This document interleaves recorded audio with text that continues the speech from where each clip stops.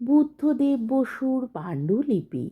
অজীর্ণ রোগে শীর্ণ, মগজে পক্ষপাতী, পাটিগণির ঠাসা, মাথার অল্প চুল তেলে চিকচিকে, চোখ দুটো ধূর্ত, লোভে হলদে, সে তার তেল চিটচিটে স্যাঁতস্যাঁতে আঙুল দিয়ে নেড়েচেড়ে দেখছে আমার পাণ্ডুলিপির পাতাগুলো, যা এর আগে আমি ছাড়া কেউ ছোঁয়নি।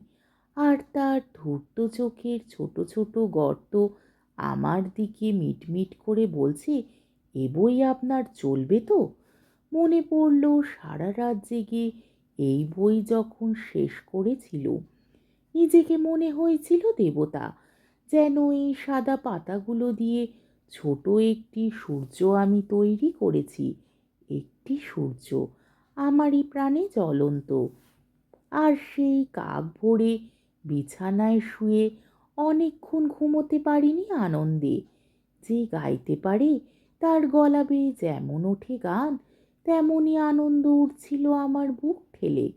ক্লান্ত শরীর, চোখে ঘুমের তৃষ্ণা, তবু আনন্দে ঘুমোতে পারিনি। আর তারপর এই ধূর্ত চোখে ছোট ছোট মিটমিটে গর্ত আর লোভে চিটচিটে দুটো থাবা আমার পাণ্ডুলিপিটা চটকাচ্ছে। ভেবেছিলুম একটা মিরাকেল ঘটবে, ঘটল না। ফেটে পড়ল না আমার ছোট সূর্য দারুণ বিস্ফোরণে। সে তার নোংরা স্যাঁতস্যাঁতে আঙুলগুলো রাখলো আমার লেখার গায়ে, তবু বেঁচে রইল। অবাক হয়ে গেলুম।